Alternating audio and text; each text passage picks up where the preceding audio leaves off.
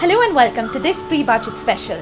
I'm Varsha Meghani, and today we'll be talking to two experts to understand their wish list for the manufacturing sector from Budget 2022.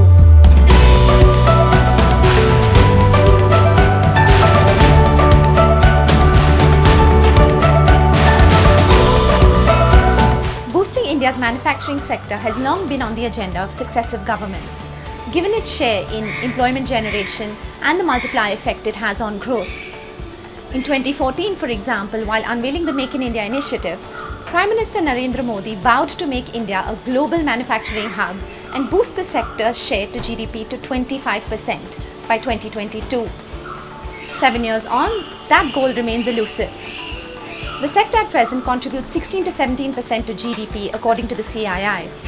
In fact, over the last 10 years, that figure has hovered around the 15% mark. The COVID outbreak and subsequent lockdowns have only made matters worse for the sector.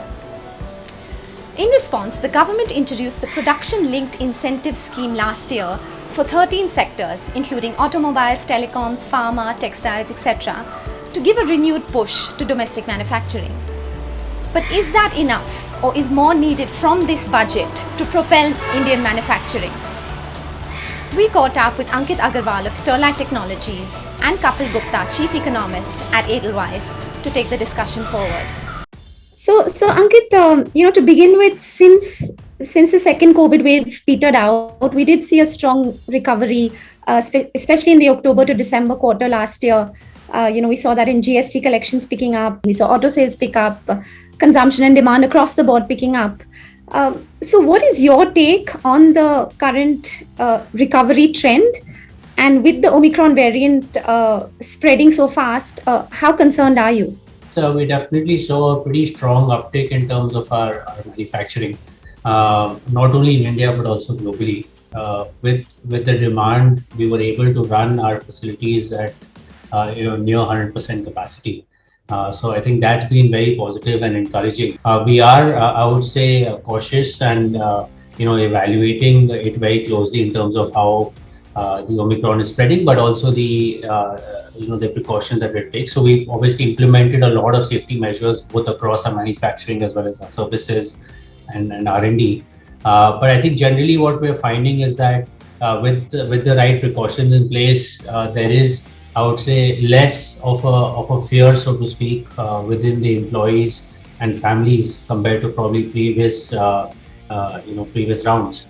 Right. And coming to the telecom sector specifically, this is a sector that hasn't seen sizable capex over the last couple of years because everyone's been in a cost-cutting drive. But now that ARPUs are rising, do you see private sector investments coming back? And for a telecom ancillary player like yourself, what are your capex plans? Firstly, we are still amongst the lowest ARPU in the world. So we're in this 120, 130 rupees average. And clearly, as all the leaders and are clearly speaking out, that this has to move towards the 200 rupees in the short term, and then hopefully towards the 300 rupee range in the midterm. We certainly believe that that's extremely important for the health of the industry and the return of the telecom operators, return on equity, return on capital employed to be positive. I do believe that shift is already starting to happen, as you were mentioning, and I think it will get accelerated. Probably, certainly a certain group of, say, the 20% of users in India, as they start moving to 5G over the next 12 to 18 months. I think that will further help accelerate and improve the ARPU. In terms of the capex, we believe that the telecom operators will need to have very, very significant spending over the next 4 to 5 years, not only in terms of investing for the spectrum, but also in terms of building the network. Just in terms of fiber optics itself, we believe that probably 3 to 4 times more fiber needs to be deployed on a per year basis than what has been deployed so far. And then probably similar numbers for small cells and other parts of the network. So we certainly see that for giving a high quality, world-class 5G experience in India, and certainly in the top 20 cities of the country, a pretty large investment would be required. And here I think we certainly believe, and I personally believe, that the government will have to look at the spectrum costs very, very closely. Unlike in the past where it looked at as a source of income or a significant source of income, it must look at this as in terms of how it will impact the economy. We believe that, and has also been validated by the McKinsey's, etc., that of the Prime Minister's vision of 5 trillion economy, just the digital can provide about 1 trillion out of that, so almost 20%. And to enable that, I think we need a very, very high quality 5G network. We need a very high quality digital infrastructure. And we believe that the operators are very well set up now to make this capex for the next 4 to 5 years. Right, right. So what are those 2, 3 things that the FM should keep in mind to ensure that, private sector investment kicks in and we really move towards that goal of a 5 trillion economy? One, I think at a macro level, when you look at the way the budget typically gets set up, at any point, for example, Ministry of Road has a budget of almost 1 lakh crores, and it was increased last year from 1 lakh to 1,20,000 crores. You look at the power distribution sector, 3 lakh crores have been allocated over 5 years. Similarly, the government should also think of broadband infrastructure as a utility, essentially. So very similar to power, very similar to roads, as the next most important requirement, or probably as equal now in a work from home environment, is to create the digital infrastructure. And we still have 400 to 500 million people in India, especially in rural India, with very poor connectivity, right? Barely getting 2G or 3G or even nothing at all today. And so very, very important to connect those. And we believe that a very large amount of investment should be thought about as a budget allocation for investing in digital network, particularly in the remote parts of the country. So far, government has allocated about 20,000 crores as part of the BharatNet project. We believe the sum should be a lot larger than that to enable the telecom operators to deploy the networks and to subsidize it. So I think that's one part. I think the second part is that the government should also provide a lot of incentives for domestic manufacturing. So while the PLI scheme was one part of it that was announced, and we have also participated in that, I think particularly companies doing a lot of R&D, where a significant portion of revenue comes through R&D based efforts, the government should look at possibly another 5% further tax incentive for such sort of companies. Yeah. The other part is that when we look at global competitiveness of Indian manufacturing, you also have to think about cost of capital in India versus our global peers, right? So when you look at China, when you look at Europe, you look at US, cost of capital is substantially lower, and a lot of subsidies are provided on that. In India, at least for, again, high-tech manufacturing, we believe it should be categorized as priority lending by the banks, and particularly probably the state-owned banks, and then to ensure that lower cost interest rates are provided for corporates who are actively investing in high-tech manufacturing. So the PLI scheme is just a starting point in that sense, from what you're saying. Absolutely. A lot more can be done. Yeah. Right. So can you give me a sense of how you all took advantage of that scheme? Yeah, so the way we have actually, STL has invested significantly in the last 3 to 4 years already. Mm-hmm. And we've invested, anywhere between 12 to 1500 crores of capex to significantly ramp up our optic fiber manufacturing, as well as we have now invested significantly over 200 crores already in building our 5G portfolio. So we're actually building and designing our own 5G radios in the country. So all of this has been invested in the last 3 to 4 years. As part of PLI scheme, we are further committing to invest especially on the 5G area and building end-to-end 5G solutions in the country, which can then be supplied to operators in India and also globally. And what about from an employment generation point of view? What can the FM do to push that forward? The way we are structured today, we have probably around 6,000 employees, about 3,000 direct and about 3,000 indirect. And it's a personal ambition of mine to really scale that up probably tenfold, right? Because that's the need of the country. Through our global operations, we have observed something very interesting, is that a lot of countries like the US and UK give tremendous incentives to companies that are creating jobs and are creating high value jobs. And that's probably something that the finance minister can consider for India, is that for what different types of manufacturing, and especially if it's in the high tech sector, and creating jobs of that kind, can there be certain incentives provided? So that's something that we've already seen benchmarks, and we've also been sharing it with certain committees to look at that. I think the other part is definitely in terms of how to still make it more easy to both create a gig economy where you're able to hire people and let go of people based on certain metrics, I think that's something that has been repeatedly brought up. The government is looking at it, but I think still it can be improved so that companies like us can be flexible in terms of scaling up and ramping down depending on market demand. And final question, Ankit, what will it take to continue this upward trajectory of the economic recovery that we're seeing? At least from our sector, I can speak of is that there's a really once in a life opportunity for India to leapfrog into 5G and take leadership. And I say this because not only can the average consumer benefit from it, but I think 5G will have tremendous enterprise applications. And so our entire manufacturing sector, when we're talking of moving to automation, moving to AI, ML based manufacturing, Industry 4.0, all of that is very closely linked to 5G as well. So I think it's extremely important that the government makes 5G a national priority. And then when you look at other sectors like healthcare, like education, all of those would be substantially benefited by having this core digital infrastructure.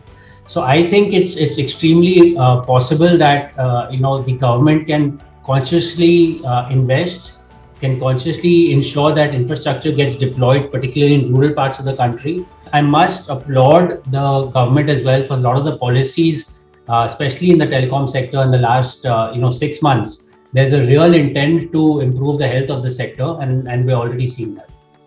Kapil, we saw a strong recovery in the October to December quarter. We saw that in GST collections picking up, and in fact being their highest since the introduction of the GST. We saw auto sales picking up, consumption and demand across the board picking up. So what's your take on the current recovery trend that we're seeing, and can it continue despite the spread of the Omicron variant? Sure. First of all, thanks for having me. On the recovery part, I think there's a good and then there is an average part of it. The good part is, of course, the bounce back, the pace of it from the COVID lows has been quite impressive. And this is where industry is clearly outperforming services. So the industry has recovered much more, which is understandable also, frankly, given COVID and high contact intensive sectors. But then there is an underlying split in the recovery also. For example, nominal indicators are far outpacing the recovery in the real economy, right? Because of high WPI and nominal GDP is almost close to pre-COVID trend line, but real economy is still a work in progress. Large companies versus small companies, MSMEs that is, where large companies have bounced back quite impressively, I should say. They were harmed less and stimulated more, whereas smaller companies were harmed more and stimulated less, so to speak. This final split, which is exports versus domestic demand kind of a split, where we see that exports have done much better than the domestic demand recovery. So while overall numbers are looking good, the recovery has been quite sharp from the lows, but it also sort of obscuring the splits which are there. So a few points there, and we'll take them one by one. To begin with, on the industry front that you mentioned, the PLI scheme was introduced in the budget last year, and so far 13 sectors have been identified to receive those incentives. Is that enough, or is more needed in this budget to give manufacturing that big push and really take it to that? I think we have to see it as a process which started a few years back, clearly, starting with tax reforms and GST and corporate tax cuts and ease of doing business. Now PLI, which is a flagship scheme to lift manufacturing base of India. And host of other reforms, frankly, which are as a part of ongoing process. Just that, reforms take time to trickle in, and COVID has certainly delayed those benefits to trickle in. And specifically on PLI, I should say that, it's early days, frankly. Conceptually, I think policy is well designed, but it just, much of this policy has happened through COVID, right? I mean, so it's too early to judge the performance so far. There are two ways of looking at it. One is from the total macro standpoint and one from sectoral standpoint. I mean, 13 sectors you mentioned. Different sectors are at different sort of position macroeconomically to take advantage of PLI. I mean, it really depends on which sector are we talking about, depending on, let's just say, capacity utilization of a particular sector. Because PLI scheme, the prerequisite is that you need to do fresh capex to take advantage of the PLI support from the government. Chemicals, for example, is running at high utilization level, and they are kind of well positioned to take advantage. Maybe electric vehicles are quite well positioned to take advantage. From macro standpoint, I should say that PLI is one ingredient which is a very important step, but we also need to complement it, and which is an ongoing process, as I said, that we need an infrastructure, we need the right kind of cost of capital, we need exchange rate very importantly, and something which is somewhat less discussed in the policy circles, but I guess exchange rate is also a very important ingredient in complementing the PLI efforts towards boosting domestic manufacturing and exports and also import substitution. So I think some boost towards aggregate demand would also go a long way in supporting manufacturing activity to my mind.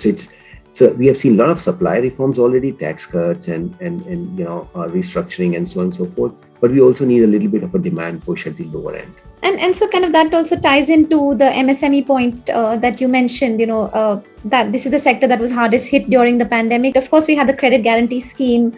Number one, how successful was that? And two, what more can be done to shore up the sector, given its importance to the economy and in turn, in pushing demand? The government is very much conscious of the fact that MSMEs are, both from job standpoint or dollar earning standpoint, that is export contribution and GDP contribution, MSMEs are really the backbone of the economy.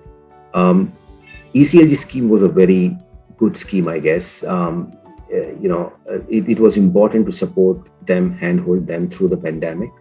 Larger corporates can always take advantage of buoyant capital markets and foreign borrowing sources and stuff like that, which started to sort of improve very dramatically early in the pandemic itself.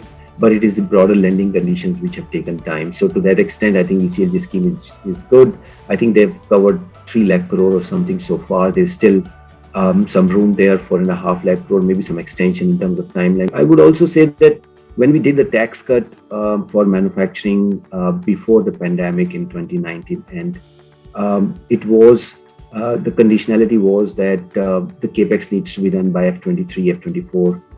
I think some extension on that because the pandemic has come through, and some of the capex plan have gone haywire for many businesses. Kapil, also, the CII president, in a recent press briefing, he said that most businesses are back to 70-80% of capacity utilization, and demand is picking up. But to, get private sector investments going again, how important is it for government spending on infrastructure to pick up? And is that something you hope to see in the budget? No, absolutely. And I think the capex support needs to continue for some time. The aggregate capacity utilization are still, I don't think, have reached a threshold where we can expect a capex cycle right away. It could be still a sector-specific phenomena for sure, but at the aggregate level, I think government still has to continue supporting. And what was encouraging to see is then in F22, which is the current fiscal year, we have seen government infra-related spending ramping up quite a bit, right? And that is a key sort of support to the capex cycle at this point. And we hope that in the next year budget, government is able to sort of support capex, maybe not directly through budgetary allocations, because maybe the fiscal space is getting a little more constrained next year because tax revenues are going to normalize. But extra budgetary resources, some expediting the DFI, Development Financial Institution, expediting the asset monetization, or more clarity or timelines on asset monetization to fund some of this capex program, I think is very much in order in this budget. So government spending is needed, but at the same time, keep a check on fiscal discipline, as you mentioned. Yes, I mean, it's one of those budgets where you have to play a kind of a balancing role. The task of recovery is still not fully finished, I guess, and to that extent, fiscal support is required. But at the same time, do not rush to consolidate so much that it hampers the recovery process itself.